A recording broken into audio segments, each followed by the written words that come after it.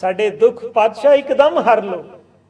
पातशाह कहते ने कृपा दृष्ट तन जाहे निहर हो।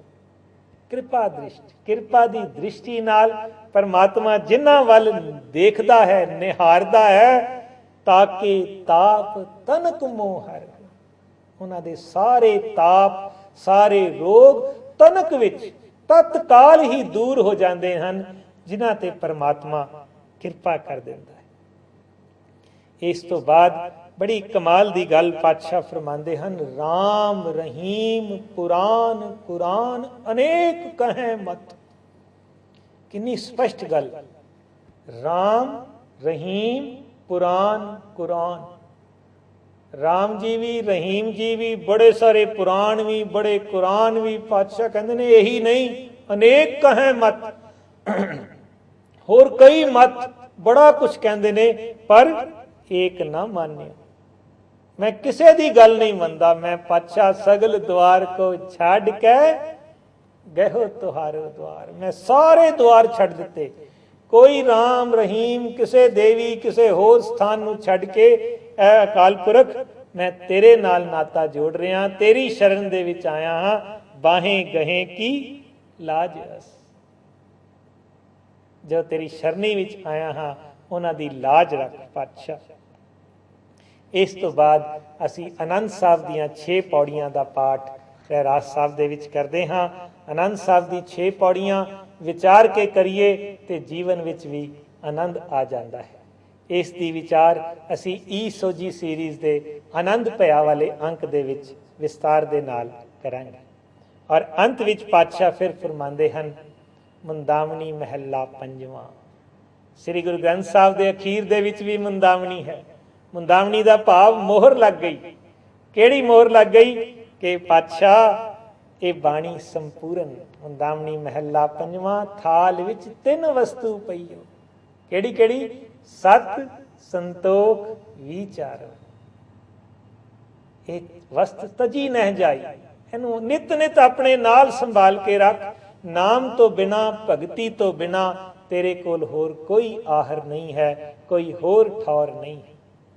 और अंत विच जो श्री गुरु ग्रंथ साहब के अंत विच फरमान है, श्लोक महला 5वां, तेरा कीता जातो नहीं।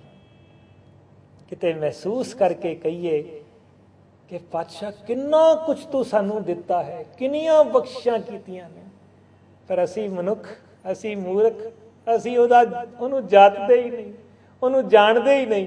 तेरियां बख्शिशां नूं पिछे रख के नवीं बख्शिश मंगण वाल तुर पैंदे आ। ये भी दे दे, ये भी दे दे।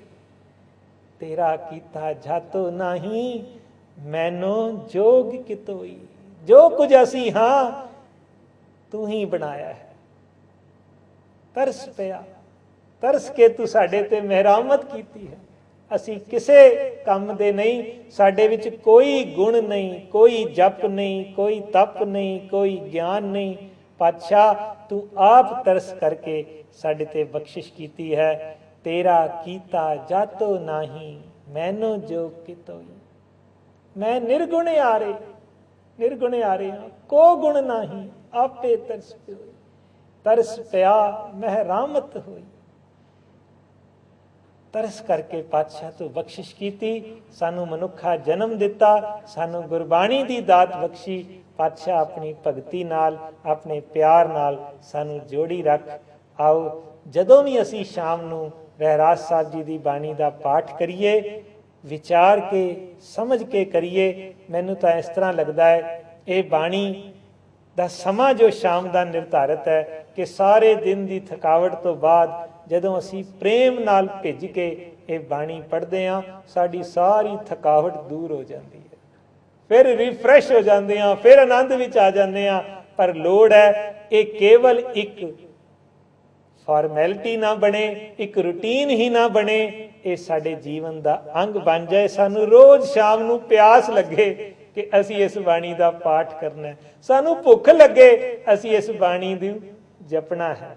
और जिवें जिवें असी इहनूं जपी चलांगे, उत भुख है चलिए दुख। उस भुख नाल साडे सारे दुख दूर हो जाणगे। पातशाह बख्शिश करन, रहरास साहब की बाणी साडे अंदर वस जावे, साडे जीवन की रास बन जावे। इन्ने अखरां नाल खेमा दा जाचक हाँ। सुकृत दियां विशेष जानकारियां आप जी सुकृत www.sukrit.org तो आप जी प्राप्त कर सकते हो। ई सोजी सीरीज़ बारे कोई भी जानकारी लैण वास्ते आप जी sukrit@gmail.com ते सानू ईमेल कर सकते हो। असी यतन करांगे इस सोजी सीरीज़ के तहत वख-वख बुलारियां नू बुला के वख-वख विषयां ते समय समय आप जी नू ये विचार देंदे रहांगे। आप जी दे सुझावां दा स्वागत है। आप जी संगत रूप सानू जरूर गाइड करना, असीस देना। वाहिगुरु जी का खालसा, वाहिगुरु जी की फतेह।